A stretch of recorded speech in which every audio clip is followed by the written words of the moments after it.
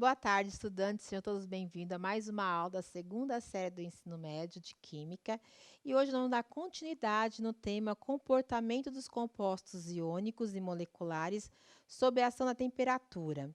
A habilidade é a mesma da semana passada, não vamos dar continuidade, tá? Que é relacionar as propriedades macroscópicas das substâncias às ligações químicas entre os seus átomos, moléculas e íons. E para isso, estamos fazendo aqui nosso combinado, né? Que vocês realizem a atividade propostas, anotem as dúvidas de vocês e tenham em mãos o caderno do aluno, volume 3, perfeito? Na aula de hoje, nós vamos estar com o professor Jonathan, que é o professor da região de Caeiras, que está ajudando a gente aqui no Centro de Mídia, né? Colaborando um pouco com o conhecimento dele. Seja bem-vindo, professor. Boa tarde. Boa tarde a todos.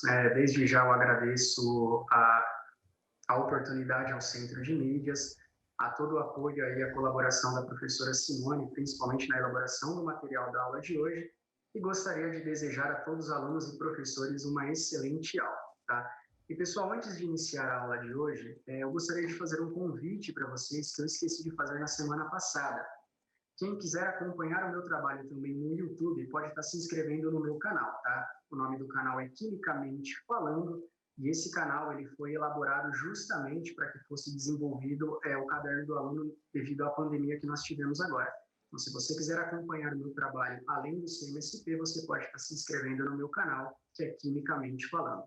E para iniciar a nossa aula de hoje, pessoal, nós vamos lembrar, né, que a aula da semana passada foi a primeira parte, né, nós tivemos a primeira parte aí que foi desenvolvida, e na aula de hoje nós vamos dar uma sequência. Só que houve uma alteração no título da aula, no tema. Lembrando que o tema da aula é o comportamento de compostos iônicos e moleculares, só que agora sob a ação da temperatura. Ainda assim, pode ser considerado que é uma segunda parte, porque nós vamos dar sequência à análise dos compostos iônicos e moleculares, só que agora analisando eles sob a ação da temperatura e não mais em solução aquosa, tá? E eu até vou fazer aquele combinado da semana passada. Lembra que o tema da aula, o início da aula, ele é como um livro que você vai comprar que você não conhece. Né? Você não quer comprar uma coisa que você vai se arrepender, que você vai jogar dinheiro fora. Então, automaticamente, quando você vai adquirir, por exemplo, um livro, um jogo que você desconhece, você analisa o título, você analisa a ilustração da capa, porque de alguma forma tem que ter ali uma referência sobre o que aquele livro fala, ou sobre o que é aquele jogo, para que você entenda pelo menos do que é o assunto. Igual a aula de hoje. Igual a aula de hoje, tá? Nós vamos discutir sobre a ação da temperatura, são coisas que a gente precisa ver no decorrer da aula, mas pela análise do título, a gente consegue entender que falaremos novamente sobre compostos iônicos e moleculares, só que agora levando em consideração o que a temperatura causa a eles, e não mais eles, por exemplo, dentro de uma solução aquosa, tá? Em uma mistura, por exemplo, com água, tá bom? Então, pessoal, para dar início aqui na nossa aula, nós vamos lembrar da importância da habilidade, né? Porque, embora nós tivemos uma alteração no título da aula, mas ainda assim a habilidade é a mesma, que é relacionar as propriedades macroscópicas às ligações. Ou seja, quando eu sei a propriedade que uma matéria apresenta, de acordo com aquela propriedade, ou até mesmo com a diferença de uma propriedade de uma matéria a outra, eu posso classificar a ligação química que ela tem, ou até mesmo diferenciar ligações químicas de substâncias diferentes. Só que no caso da semana passada, pessoal, a propriedade que foi levada em consideração, né, lembrando que essa habilidade ela está no plural, por isso que nós fizemos a separação da aula em parte 1 e parte 2. Na semana passada, a propriedade que nós analisávamos era a condução de corrente elétrica, ou seja, se uma substância pode ou não conduzir corrente elétrica quando na presença de água. E através dessa propriedade, quando ela se manifestava, né, de uma substância sendo condutor ou não, a gente utilizou ali um simulador que representava a lâmpada acendendo ou a lâmpada permanecendo apagada. Através desse resultado, dessa propriedade de ser condutor ou não, a gente conseguia definir o que seria um composto molecular ou um composto iônico. Então, por exemplo, para você que falou assim, será que eu entendi a aula da semana passada? Se chegou no final da aula você falou, será que eu entendi ou não entendi? Se você consegue observar duas substâncias, sabendo que aquelas duas substâncias foram levadas à água, em uma a corrente elétrica conseguiu transitar e a lâmpada acendeu, e a outra não conseguiu, e dessa forma você sabe que a que acendeu dentro da água era um composto iônico, justamente por dissociar os seus íons, e a que não acendeu era um composto molecular, você conseguiu, cara, entender a proposta da habilidade, porque você conseguiu relacionar o fato da lâmpada acender ou não com o tipo de ligação que cada substância apresenta. E na aula de hoje nós vamos fazer essa mesma análise. Nós temos uma propriedade, que é justamente a transição de estado físico. Só que o interessante, cara, é que toda substância muda de estado físico. Seja ela molecular ou iônica, ela vai mudar de estado físico. Só que aí que tá. Será que elas vão ter a mesma temperatura? Elas não vão. Então, analisando a temperatura necessária para que uma substância transite de estado físico em comparação a outra, que às vezes pode ser uma temperatura maior ou inferior, eu consigo definir qual é a ligação química que a minha substância apresenta. Então, o que você tem que esperar ao final dessa aula? Se eu te desse duas substâncias como parâmetros, sabendo a temperatura de fusão ou a temperatura de ebulição dessas substâncias, sabendo a diferença de uma para outra, aquela que tem uma temperatura mais elevada e aquela que tem uma temperatura menor, você vai conseguir me dizer qual vai ser iônica e qual vai ser a molecular, igual a aula da semana passada, que você conseguia me dizer caso a lâmpada acendesse ou não, tudo bem? Pessoal, aqui é retomado mais uma vez os combinados, tá? Que a professora Simone já passou para vocês, que é realizar as atividades propostas, tá? E anotar as dúvidas de vocês, tá? Inclusive, lá no meu canal eu tenho as minhas redes sociais, se houver a necessidade, vocês podem estar entrando em contato comigo e, na medida do possível, eu estarei atendendo as dúvidas de alguns alunos que tenham a necessidade, tá bom? Então, dando sequência aqui, pessoal, para a gente iniciar a nossa aula, vamos pensar assim. O professor já disse que o objetivo dessa aula, né, pensando aí na habilidade, é entender uma propriedade que a substância molecular iônica apresente e, dessa forma, analisando essa propriedade, observar uma diferença de um para o outro para poder relacionar a ligação química. Só que toda substância muda de estado físico, certo? Então, nesse primeiro momento, eu vou fazer uma pergunta para você. Antes da gente entender o comportamento de um composto iônico ou um composto molecular, o que seria a mudança de estado físico, tá? Eu não vou colocar, pessoal, interação no chat agora, nada disso, a gente vai fazer essa análise junto, mas vamos pensar assim. Embora eu tenha uma estrutura diferenciada para um composto iônico ou para um composto molecular, mas a ideia da transição de estado físico, ela se aplica da mesma forma. Eu vou usar um exemplo agora para vocês, né? Inclusive não foi adicionado no slide figuras, devido a problemas com direitos autorais, mas eu tenho certeza, cara, que você, aluno, consegue criar essa imagem na sua cabeça agora, tá? Eu vou descrever uma situação para você e você vai conseguir visualizar essa imagem.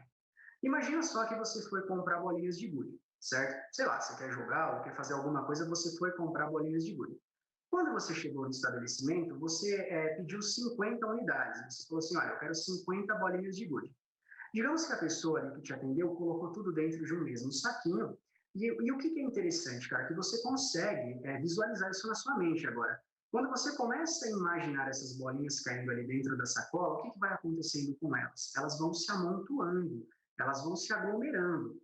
Então, imagina só que o recipiente estava cheio ali, ele colocou dentro da sacola 50 bolinhas, você pegou essa sacola e foi para sua casa. Só que conforme você foi andando, havia uma movimentação ali dentro, então você resolveu amarrar a sacola de forma que não prendesse essas bolinhas a ponto que elas ficassem bem compactadas. Então imagina agora na sua cabeça essa imagem de uma sacola, pode ser transparente, sei lá, com várias bolinhas amontoadas, amarradas sem movimentação. Você consegue até apertando ali o objeto, raspar uma bolinha na outra, mas elas não se movimentam porque elas estão bem presas. Essa representação seria, cara, cada bolinha como um átomo ou uma molécula, tanto faz. Mas essa aglomeração entre essas bolinhas representaria para você o que seria o estado sólido de uma matéria, que é justamente essa aproximação entre seus átomos ou moléculas. Está tudo muito compactado ali, muito amontoado, certo? Então, pensa nisso. Seria mais ou menos aí o estado sólido de uma matéria. Aí você chega na sua casa, e fala assim, bom, mas dessas bolinhas aqui eu quero usar apenas bolinhas azuis, sei lá para quê, só vou retirar dessas bolinhas aqui as de cores azuis. Do jeito que está, você não consegue mexer, não tem mobilidade ali. Então você corta, por exemplo, a sacola, pega um recipiente, sei lá, uma bacia, uma caixa de sapato e esparrama. Observa bem a palavra que eu falei, você esparramou essas bolinhas, elas vão se esparramando ali. Então, inicialmente, elas estavam todas compactadas. tudo amontoado ali dentro da sacola. Agora elas estão esparramadas, embora ainda assim estão próximas e de alguma forma interagindo, porque há colisão entre elas, há um choque ali, elas estão no mesmo recipiente, digamos assim. Só que dessa forma há uma mobilidade maior que inicialmente, então você consegue, né, pegando ali a sua mão, espalhar uma para um lado, uma para o outro e retirando de uma determinada cor. E aí, nesse momento, você acabou de representar, aí, de simular o que seria o estado líquido da matéria, que é quando as moléculas ou os átomos, por exemplo, se distanciam um pouco mais. Aí, digamos que você separou as bolinhas que você queria, levantou e foi para o banheiro, fazer alguma coisa, sei lá, você foi lá para o banheiro.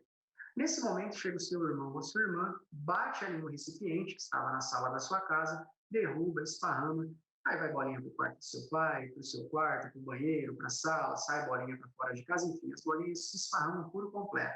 Quando você chega na sala, você fala, meu, cadê as bolinhas que estavam aqui? Elas se espalharam, elas se distanciaram. Isso simularia para você, cara, o que seria o estado gasoso.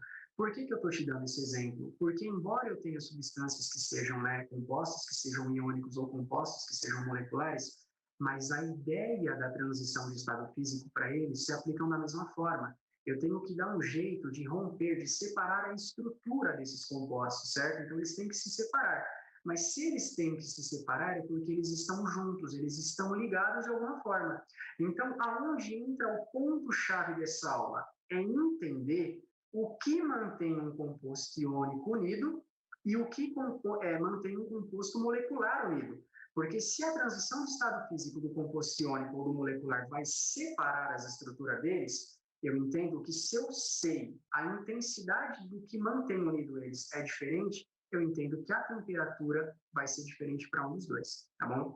Ou melhor, um vai ter uma temperatura maior e o outro vai ter uma temperatura menor.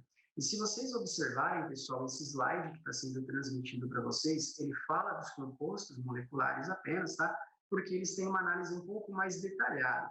Mas eu vou falar primeiro aí dos compostos iônicos, porque é mais simples de entender um composto iônico. Então vamos lembrar, uma ligação iônica, né, um composto iônico, ele é formado por um agrupamento de metais e ametais, que são elementos que apresentam eletronegatividades de diferente intensidade. Tá? Você tem, de um lado, um elemento que é muito eletronegativo, e do outro lado, você tem um elemento que tem uma eletronegatividade bem inferior. Eletronegatividade, pessoal, pensa como a força. Tá? Todo ser humano tem força. Uma criança de 1 ano, ela tem força. Ela carrega, por exemplo, ela consegue levantar uma mamadeira, uma chupeta, enfim. Mas ela não consegue carregar objetos que eu consigo pegar, por exemplo. Mas tem objetos que um bodybuilder carrega que a gente não carrega. Então, é relativa a força, porque todos têm, só que não é na mesma intensidade. É igual a eletronegatividade. Eles vão ter, os metais têm a eletronegatividade deles, mas inferior comparado aos ametais. Então, os ametais são mais eletronegativos. Então, dessa relação, quando há uma interação entre eles e eles vão se ligarem numa ligação iônica, aquele ametal, que é mais eletronegativo, ele retira elétrons do metal. Ou seja, a partir desse momento, quando ele retira um elétron para si, ele se torna um íon. Por isso que é ligação iônica. E o que é o íon? É uma espécie com carga elétrica, é uma partícula carregada eletricamente, tá? Ele está com carga ali. Automaticamente, se ele adquirir uma carga por ter um excesso de elétrons ficando negativo, a espécie que perdeu o seu elétron vai ter uma carga também, devido à falta de elétrons ficando positivo. Ou seja, pessoal, se dentro de um composto iônico eu tenho uma espécie positiva e uma espécie negativa, o que a natureza me diz sobre os opostos? Que eles se atraem. Então, significa que dentro de um composto iônico há uma atração entre os seus cátions e os seus ânions. E quando a gente pensar na estrutura de um composto iônico, né, do retículo cristalino, que inclusive eu até vou deixar uma sugestão aos professores, que é utilizar o palito de dente das balas de goma para representar o retículo cristalino, né, para o aluno entender, cara, essa interação, porque em volta de um cátion há vários ânions, em volta de um ânion há vários cátions, né, para o aluno entender essa dificuldade de romper aquela estrutura, né, se há uma atração entre tudo isso que é positivo e negativo, é mais difícil de separar. Lembra que eu te falei, eu te dei o exemplo lá, utilizando as bolinhas de gude, que quando a gente pensa no estado físico, né, na transição do estado físico, a gente pensa na separação, no distanciamento dos átomos ou das moléculas. Se a atração dentro de um composto iônico é grande, né, ela é intensa, significa que eu posso separar? Posso, mas eu vou ter mais dificuldade devido às cargas do cátion e do ânion. Logo, a temperatura necessária ela vai ser maior. Na aula passada, como que eu defini um composto iônico? Se a lâmpada acendesse. Na aula de hoje, como que eu vou definir um composto iônico, cara? Para aqueles que têm alta temperatura de ebulição. Quanto maior for a temperatura de ebulição e de fusão, a probabilidade de ser um composto iônico devido à dificuldade de romper ali a organização do retículo, graças às cargas positivas e negativas que ocorrem, né, da interação dos metais com os ametais. Agora, analisando um composto molecular, a temperatura de ebulição e de fusão será inferior. Por quê? Observando esse slide aqui que foi colocado para nós, pessoal, eu vou fazer uma análise agora que é muito importante que você entenda que não é o ponto da aula, tá? O ponto da aula não é explicar o que é polaridade da ligação, polaridade da molécula, geometria, não. É pensar que você já trouxe esse conhecimento consigo e de acordo com essas ideias que nós temos aqui de eletronegatividade e polaridade, que será apenas retomado, que você entenda de que forma isso vai implicar na transição de estado físico, né? Na temperatura necessária para que esses compostos mudem, né, os estados físicos. Mas vamos lembrar, um composto molecular, né, que realiza a ligação covalente, dentro do agrupamento de elementos que o compõem, nós temos, por exemplo, elementos que vão apresentar uma diferença de eletronegatividade, só que comparado aos compostos iônicos, essa diferença é menor. Tanto é que a ligação covalente ela não ocorre com uma disputa onde um elemento vai ganhar elétrons e o outro vai perder, não. Eles compartilham os seus elétrons. Então já começa por aí, eles estão compartilhando, né? Não há formação de carga, certo? Depois disso, né, ocorrendo a ligação covalente, são formadas as moléculas. A partir do momento que essas moléculas são formadas, há uma interação entre elas. E essa interação é justamente o que explicaria o estado físico sólido ou líquido de um composto molecular. Só que lembra, cara, que essa interação ela só é possível devido às cargas parciais. Então, diferente de um composto iônico que tem carga positiva e carga negativa, um composto molecular ele vai ter cargas, mas são cargas parciais. Apenas um deslocamento do elétron do elemento menos eletronegativo, mas não há um deslocamento a ponto dele sair de uma eletrosfera e ir para outra, tá? Ele só vai ser afastado um pouquinho mais, onde nós teremos o que nós chamamos de carga parcial. E, pessoal, por que é complicado pensar no composto molecular?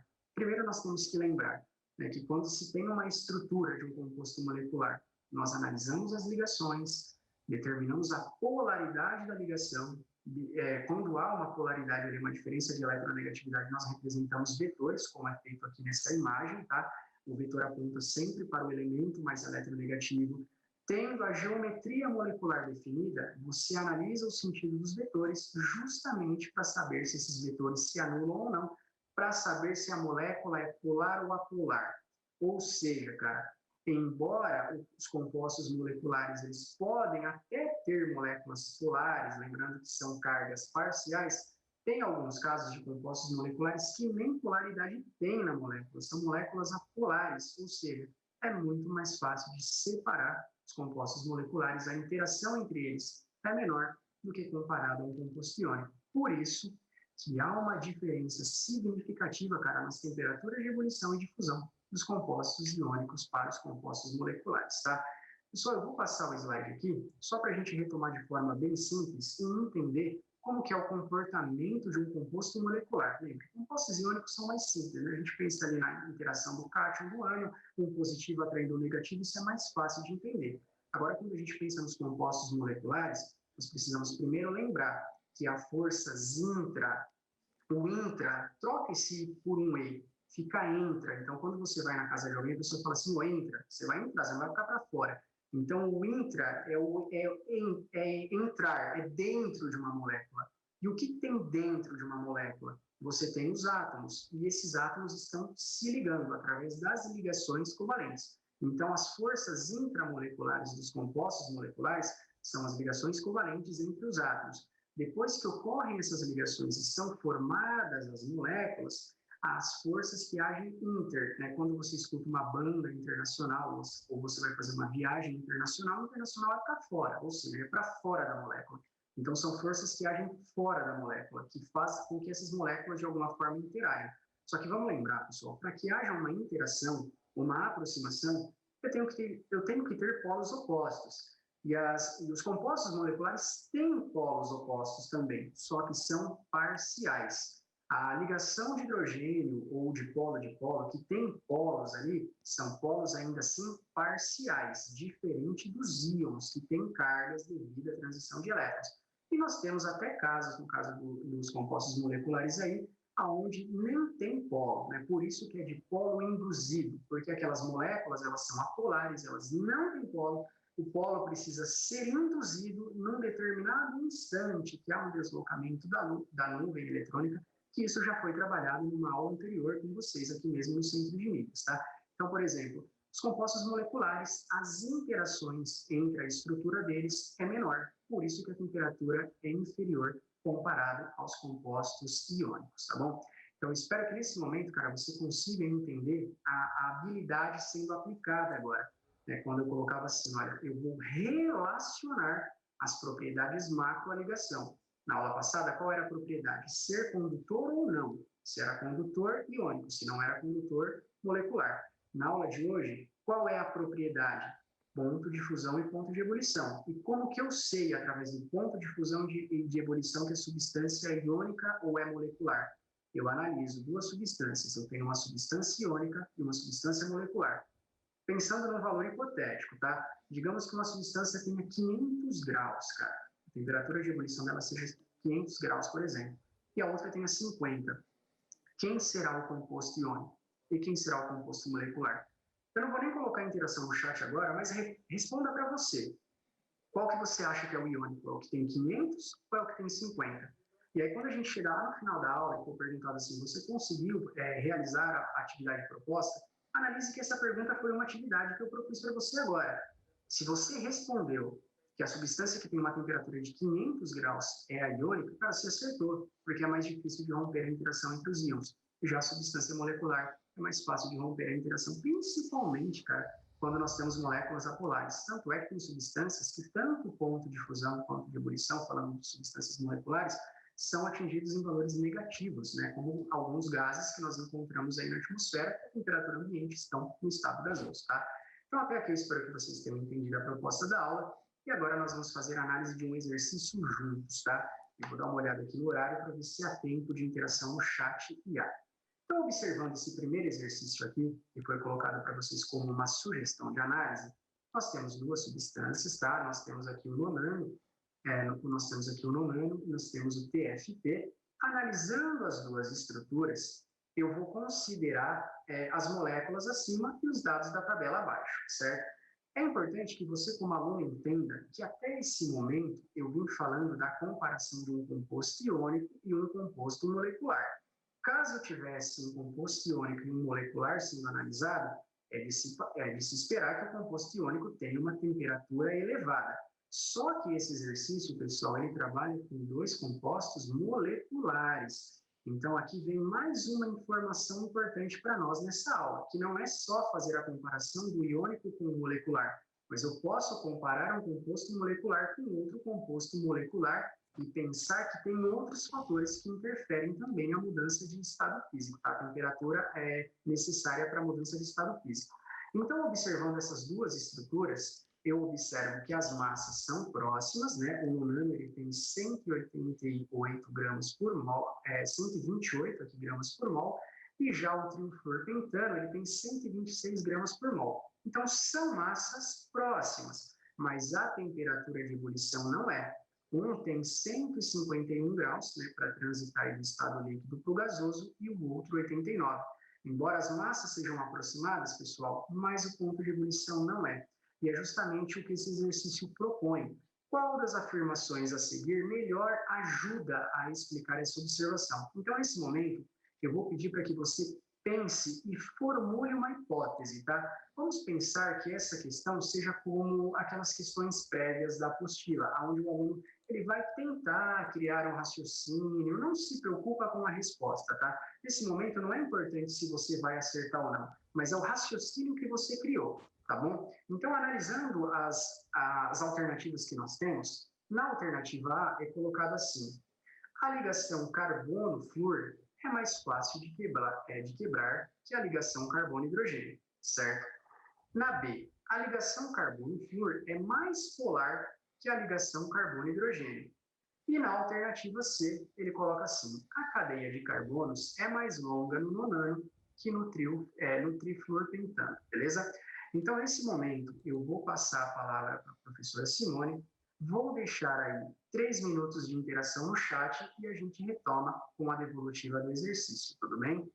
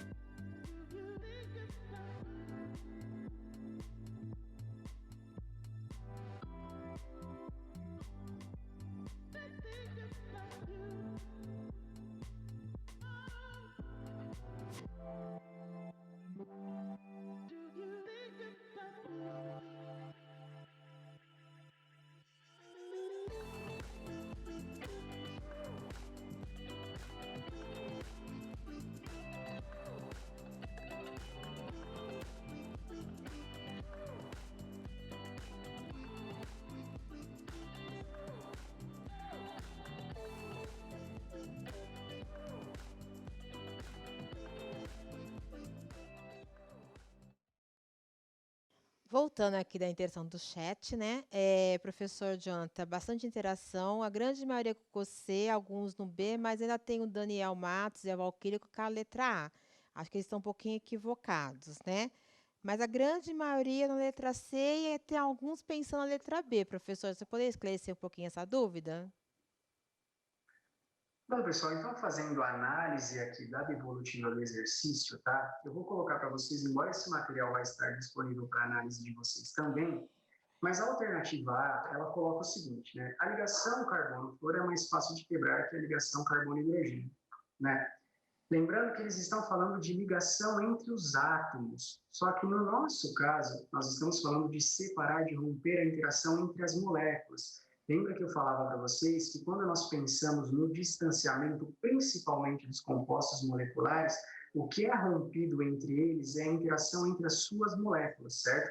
Nós estamos analisando compostos moleculares e não compostos iônicos. Então, a A, ela seria a que estaria mais equivocada. Por que que a B, alguns alunos acabam confundindo? Se analisarmos a polaridade entre os átomos, né, do carbono e flúor, né, e a ligação entre carbono e hidrogênio, como o flúor ele é muito mais eletronegativo que o carbono, essa ligação será polar.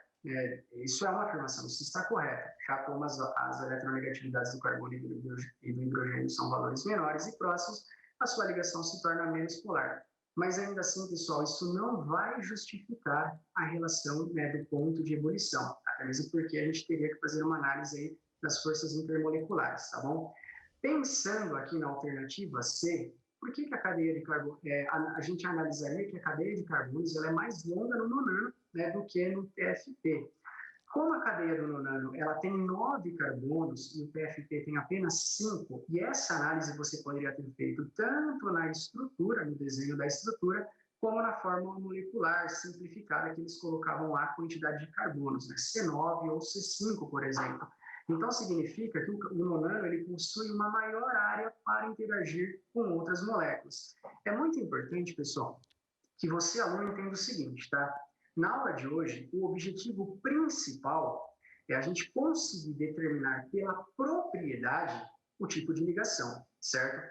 Então, se eu tenho algumas substâncias, analisando as temperaturas que elas apresentem, né, se eu for fazer uma comparação entre substâncias iônicas e moleculares, é eu saber diferenciar a substância iônica da molecular e justamente entender o que acontece numa substância molecular e numa substância iônica.